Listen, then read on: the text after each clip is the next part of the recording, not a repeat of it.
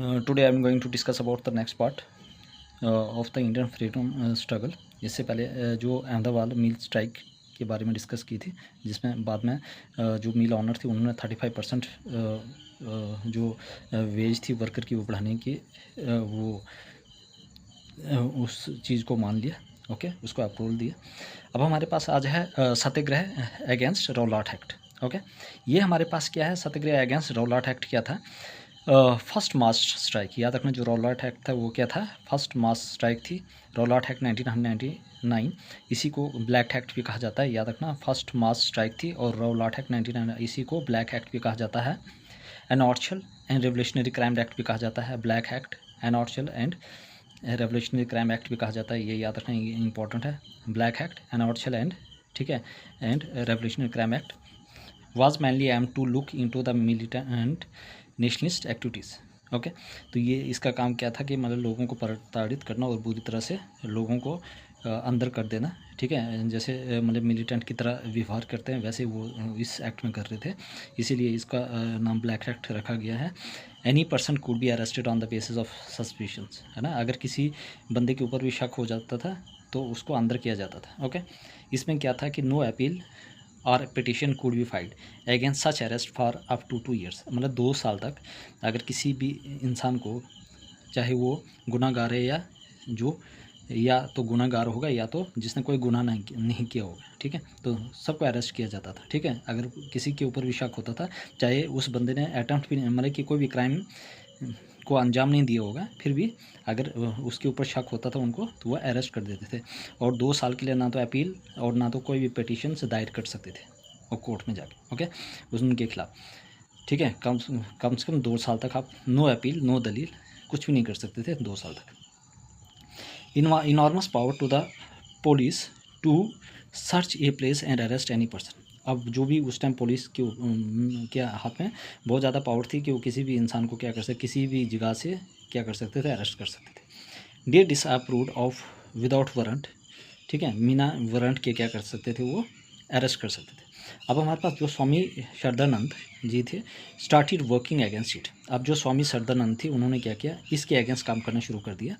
दिल्ली में 30 मार्च 1919, मतलब 30 मार्च 1919 में क्या किया, जो स्वामी श्रद्धानंद थे उन्होंने क्या किया, इसके अगेंस्ट काम करना शुरू कर दिया 30 मार्च 1919 में। गांधी जी ऑर्गेनाइज सत्याग्रह सभा, और जो गांधी जी थे उन्होंने क्या किया, एक सत्याग्रह सभा ऑर्गेनाइज कर दी। And roped in younger member of the home rule league and the pan Islamist. Okay, अब जो स्वामी श्रद्धानंद जी थे उन्होंने क्या किया, इसके अगेंस्ट काम करना शुरू कर दिया दिल्ली में, ठीक है, 30 मार्च 1919 में। गांधी जी ऑर्गेनाइज सत्याग्रह सभा, उसके बाद जो गांधी जी थी उन्होंने एक सत्याग्रह सभा को ऑर्गेनाइज किया।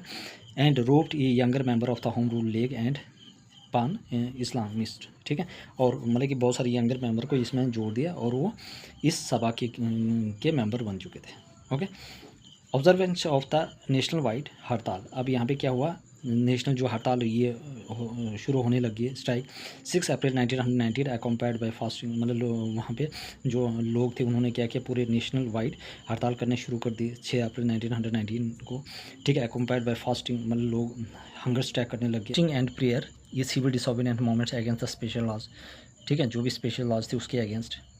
कोर्टिंग अरेस्ट एंड इम्प्रिजनमेंट, मतलब जिन लोगों को कैद किया गया था, जिन लोगों को अरेस्ट किया गया था उनके अगेंस्ट मूवमेंट चलना शुरू कर लिया था यहाँ पे। ओके, तो ये ब्लैक एक्ट था। अब ये क्यों चल रहा था, क्योंकि डॉक्टर सत्यपाल मलिक एंड सैफुद्दीन किचलू साहब को क्या किया, अरेस्ट कर दिया था पंजाब का, ठीक है, तो ये क्यों चल रहा था, डॉक्टर सैफुद्दीन किचलू और डॉक्टर सत्यपाल मलिक एंड सैफुद्दीन किचलू को अरेस्ट किया था पंजाब में, याद रखना, doctor Saifuddin doctor Satyapal Malik and Saifuddin Kitchlew को क्या किया था, अरेस्ट किया था इन पंजाब में। ओके, जलियांवाला बाग मैसकर किया है अप्रैल 30 1919 को क्या किया, 13 अप्रैल 1919 को क्या हुआ, unprecedented support to the Rowlatt Satyagraha in Punjab facing an violent situation. अब वहाँ पे क्या हो गया, सिचुएशन बहुत ही गंभीर हो गई थी। And suspected insertion, government called in large number of military troops. Okay, military was led by the, मतलब वहाँ पे बहुत सारी मिलिट्री ट्रूप्स थे और उसको कौन लीड कर रहा था, brigadier general Dyer. General Dyer banned all public meetings and detain the political leader. अब जो जनरल डायर थे उन्होंने क्या किया, जो भी पब्लिक मीटिंग थी उसको उसके ऊपर बैन लगा दिया था, और जो भी पॉलिटिकल लीडर थे उनको डिटेन करने उस टाइम मतलब डिटेन कर लिया था, है ना। तो अब क्या क्या हुआ था, बैसाखी के दिन क्या हुआ, यहाँ on Baisakhi day large crowd of people gathered in this small park.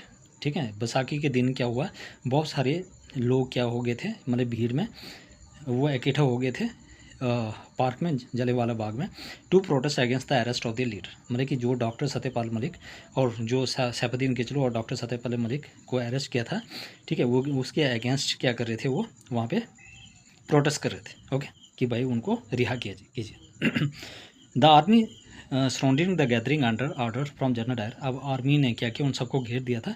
तो फिर उसके बाद जो जनरल डायर थे उन्होंने ऑर्डर दिया था कि भाई इनको आप मारो। Okay, this resulted in national wide protest against the massacre. क्या गोली चलाने शुरू कर दी। ठीक है, इससे क्या हुआ कि हर एक जगह this result in national wide protest against the this massacre, मतलब हर जगह क्या हुआ, प्रोटेस्ट होना शुरू हो गया। ठीक है, जो ये हत्याकांड हुआ था। Okay, even London newspaper criticize the government for this act. और लंदन की जो भी न्यूज़ मतलब की गवर्नमेंट, उन्होंने भी कि इस एक्ट का क्रिटिसाइज किया कि भाई लोग अपनी शांति अमल से पार्क में क्या कर रहे थे, प्रोटेस्ट कर रहे थे कि भाई जो दो लीडर हैं डॉक्टर सत्यपाल मलिक और डॉक्टर सैफुद्दीन किचलू, कि उनको रिहा कीजिए। लेकिन फिर भी उन्होंने क्या किया, जो भी अपनी जो भी आर्मी थी, जो ट्रूप्स थी, वो उससे पूरा उसको घेर दिया था।